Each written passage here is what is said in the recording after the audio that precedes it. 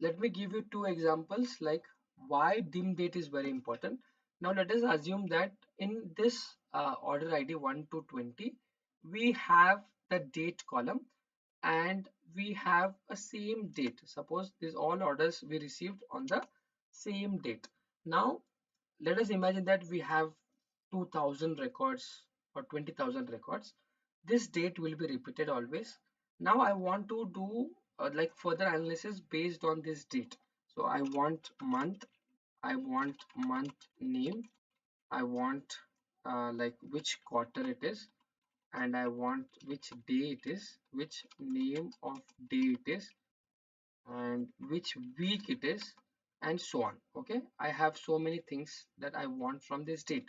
So month is, we know that is 10, name of the month is October, quarter is suppose quarter 3, and day is 17, name of the day it was actually on Monday, and week was maybe any week, 34th week or something like that. Okay, now you will be copying this all like 200 times, 20,000 times, and so on. That is not actually needed. So instead of having all this, I can create a dim table. So this is your sales table, actually a fact table.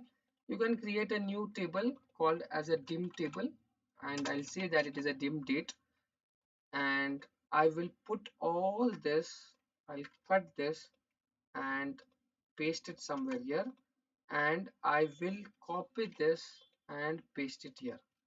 Now I can relate that, okay, the sales amount in the sales table, this table and this table are one and the same. But when you're talking about dim table, because all the values are same, why you need this all? Just remove it. So with this one row, you can see one row, you have reduced so much of your data. So that is the power of your dim date table. This is one case or one scenario. Second scenario is if you do not have a continuous date. Suppose now I write a sales amount. So here it is, suppose 10, 20, 30, 40, and so on. Let me just randomly copy paste this. Okay, some random values. Now you can see that on this sales we had this much. Suppose on the 21st order, that is today, we do not have any sales. So rather than 0, what does the fact table do? It will not accept this, it will not record this, it will directly jump on to 19, and it will say that the sales is 20 here. Then what about the 18th day? What happened on the 18th day? 18th day was no sale, but that is not recorded in the sales table.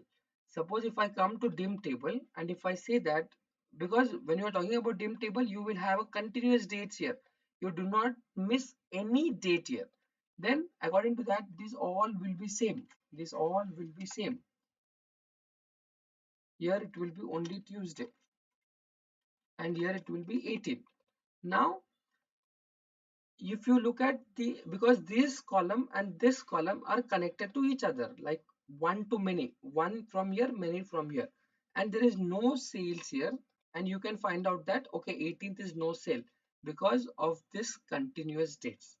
So that is the importance of your dim date.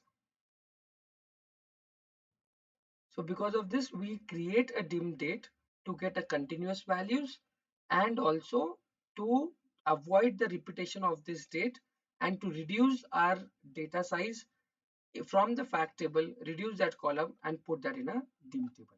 So this was a simple example. I hope you enjoyed it.